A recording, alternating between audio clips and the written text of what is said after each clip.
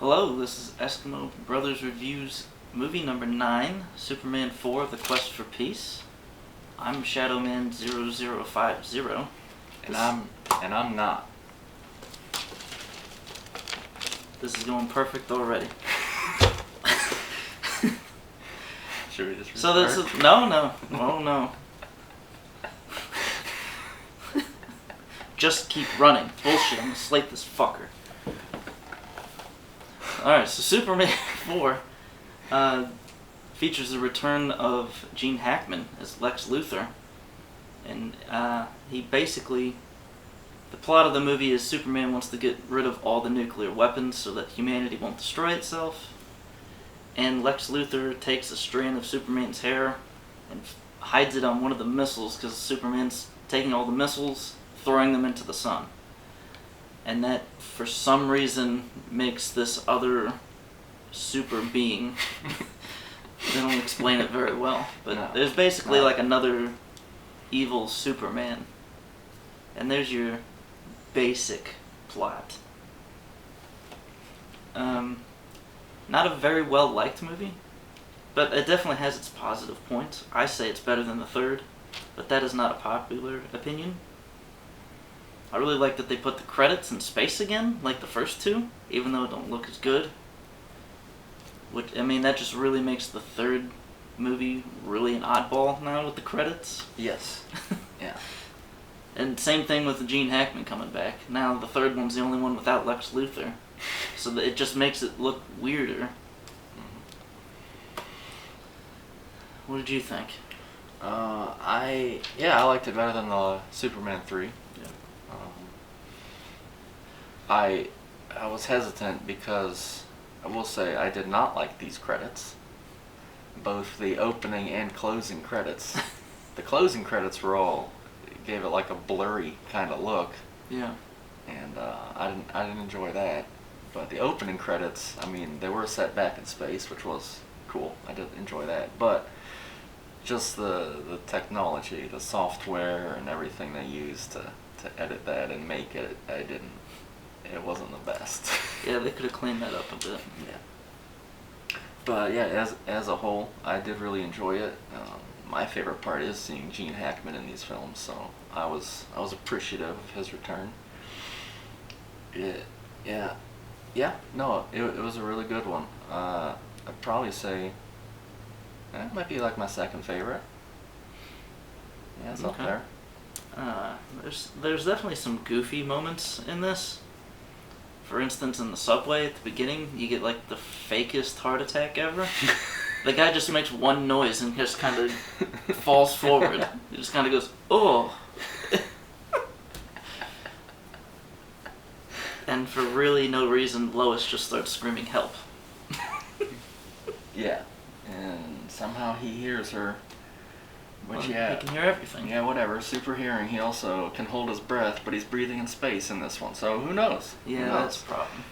There are no rules with Superman. He can do whatever, whenever. That's why Shadowman likes him so much. He's not even like a superhero. It doesn't even make sense. He doesn't have like super things. He just does whenever. He's like a god. This movie isn't the best representation of Superman. I mean, Superman is pretty cool for like a third-tier superhero. Like he's probably towards the top of that. Not as good as like the Flash or like. It's about to get super violent up in here. He's no Harley Quinn, but gets the job done. So anyway, there was since he brought up that fake heart attack, yeah, there was a lot of goofy noises and like weird audio things in here too. There's like strange overdubs where it's pretty obvious, like it's an overdub, like it's not even trying to hide it, like the volume is off and like just the sound of the character is off, and it's just really weird. And there's like volume issues a couple times throughout the film, but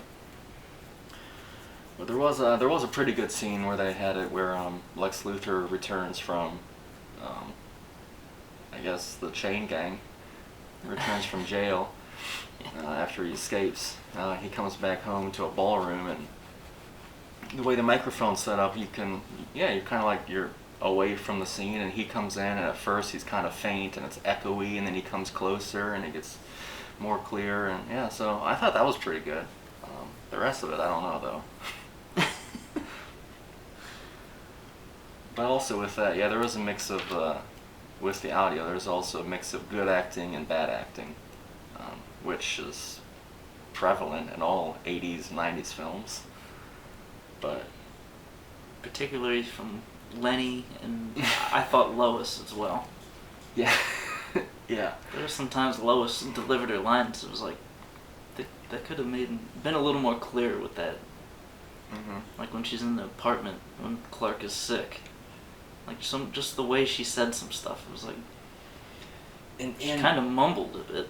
Yeah, well, I visually didn't like that scene because it was kind of dark, which is okay, but there was the TV flashing as Clark was, sick and watching this TV and staying at home. So it was dark room, TV was flashing, and outside his window there's neon lights. And so it's just a weird play on your eyes. You have like this red flashing coming, a certain cycle, and then you have just random little flashes from the TV, and it just messes with your eyes, and it wasn't a good look with the scene, I thought, since you brought it up. Yeah. I think that I liked how it took current events, because a lot of this film was primarily about nuclear weapons and the arms race. And you said this was 87? Yeah, 87. Which makes sense. If any of you were alive back then or know anything about that time. It was wild, man.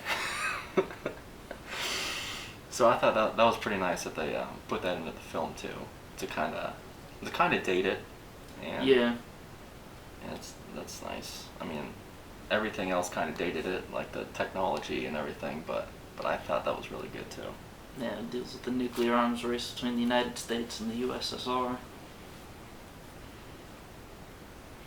How about that fashion? The shit they put Lois in was terrible.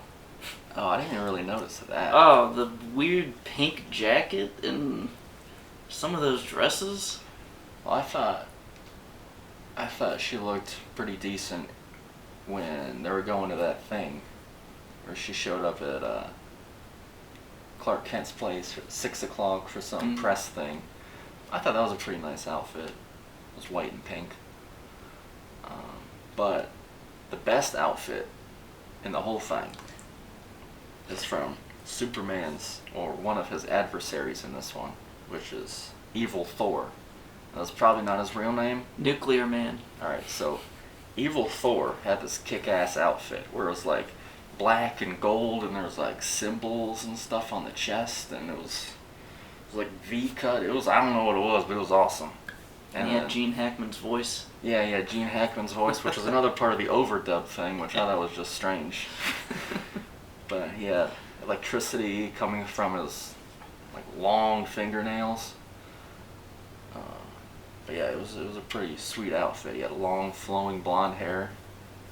I thought on Nuclear Man, for as bad as some of the effects are in this movie, the little lightning, the orange lightning around him, always looked good. Mm-hmm. Yeah. I couldn't believe how good that looked compared to some of the other shots. Yeah, there was some green screen or blue screen or whatever they had back in the 80s. Some of those shots were awful. Yeah, there was some bad. I don't know if that was kind of average for the time. I don't watch a lot of older films. Well, the earlier Superman movies looked better.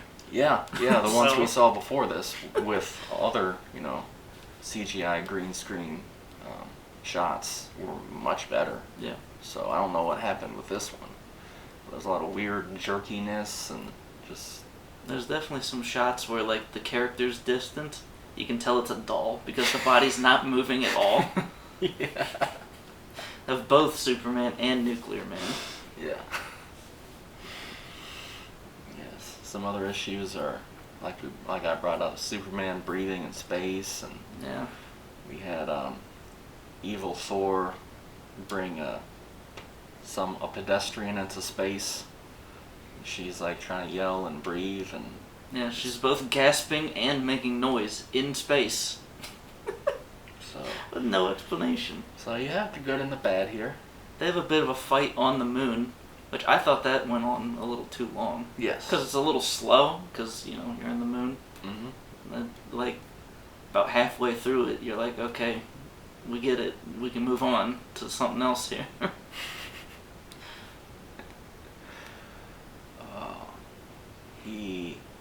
So I always try to pay attention to how many times he tries to save Lois.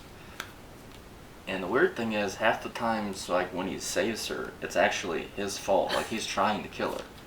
Like, there is 100% no doubt in my mind after watching this. Like, Superman is just a crazy man. He's insane. He's just, it's all an act. He's not this good guy. He's actually, evil Superman is the one that took over. Oh. Because in this one, like, he's like... Superman from Superman 3. Yeah, from Superman 3. He just takes Lois and is like, oh, I'm just gonna walk off the side of a building and hold your hand and drag you too.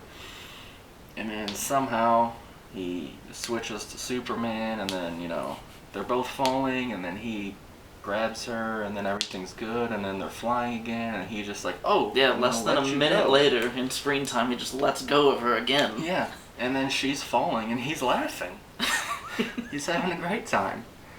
And then finally he goes and gets her again, saves her, but I don't understand this dude's deal. Like, does that, like, excite him? Like, all this power? Just like, oh, maybe I could end you. Maybe it's his way of getting revenge since she's such a dick to Clark. Yeah, she is pretty mean to Clark. Yeah. You know, I like that idea. Yeah.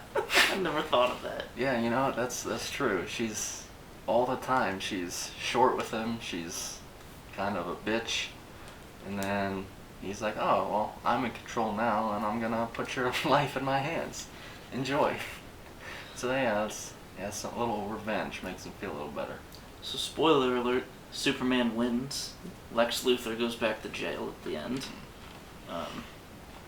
One little thing I like to point out is that he tells Lex Luthor, see you in 20. Mm-hmm. And the next Superman movie was 19 years later. Oh. So they almost had it perfect. Nice. Huh. Throughout the full series, I would say this is probably like my second favorite one. Yeah, it went back to the basics, back to what made it, you know, a pretty good series. Gene Hackman did amazing. Christopher Reeve did amazing. Yeah, I think overall, I think you guys should watch all 4 of these films if you haven't already. Yeah, I think Christopher Reeve was in the best 2 Superman movies, the first 2, and the worst 2, which are 3 and 4. Ironically. And there is no other Superman anyway. He's the only one. Yeah. The real Man of Steel.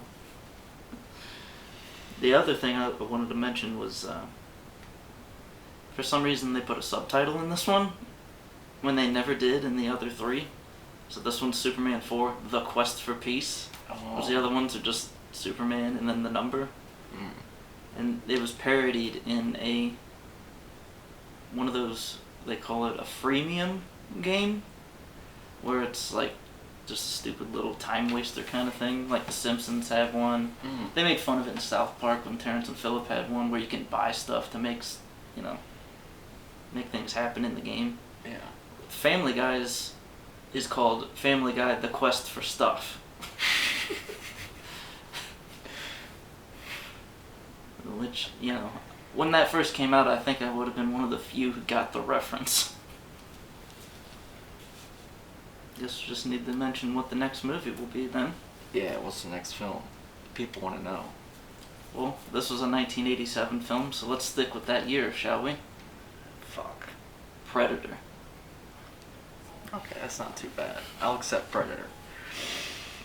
Alright, we will see you guys next time for Predator. Hope you enjoyed. Stay tuned. Thank you.